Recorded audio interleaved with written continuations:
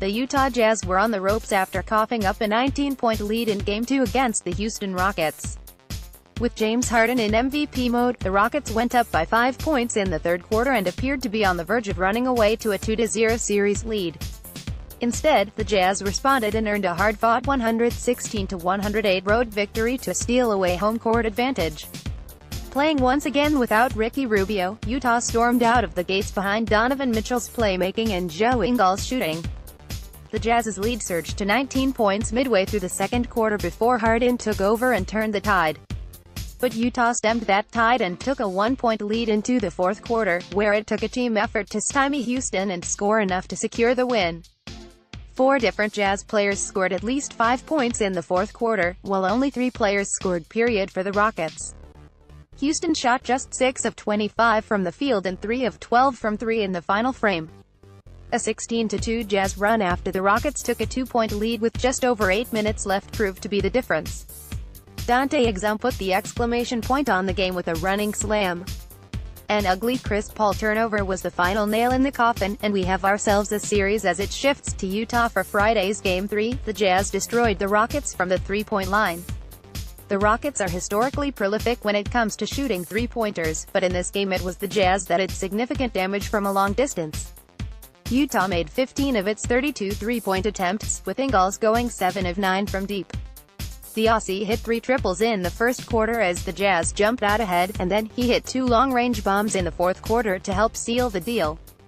He finished with a playoff career-high 27 points. Meanwhile, Houston shot only 10 of 37 on three-pointers.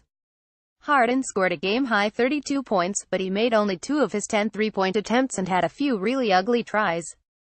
PJ Tucker missed 2 key three-point attempts in the fourth quarter as the Rockets were trying to come back, and there were several other big misses late. This three-point disparity will likely be an outlier, but it was huge in determining this outcome. Donovan Mitchell played a strong game despite shooting poorly. The rookie finished with 17 points on 5 of 21 shooting, marking the first time he failed to reach 20 points in this postseason. He forced up a handful of questionable shot attempts and dealt with foul trouble. Despite this, he still played a stellar game overall. With Rubio sidelined and the Jazz needing a facilitator, Mitchell stepped into that role beautifully to start Game 2. He racked up 5 assists in the first quarter and made excellent reads in the pick and roll. The Jazz carved up the Rockets' aggressive defense to open up the game, with numerous easy buckets at the rim courtesy of Mitchell's vision. He then added 4 more assists in the fourth quarter to finish with 11 for the game, a new career high. The rookie also finished the game best plus 13. We know Mitchell is an explosive scorer, but developing as a playmaker will be a key factor in determining his ceiling.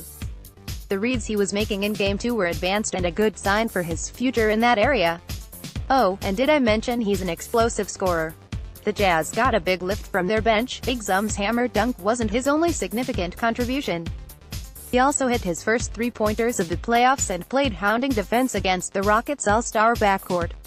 Both of his triples came after potentially momentum-shifting buckets for Houston. Exum has been a major question mark due to his injury woes, so it was nice to see him contributing like this in such a big win.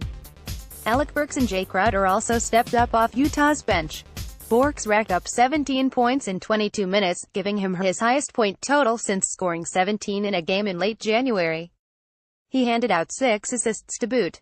Crowder notched a double-double with 15 points and 10 rebounds, plus he added his usual scrappiness.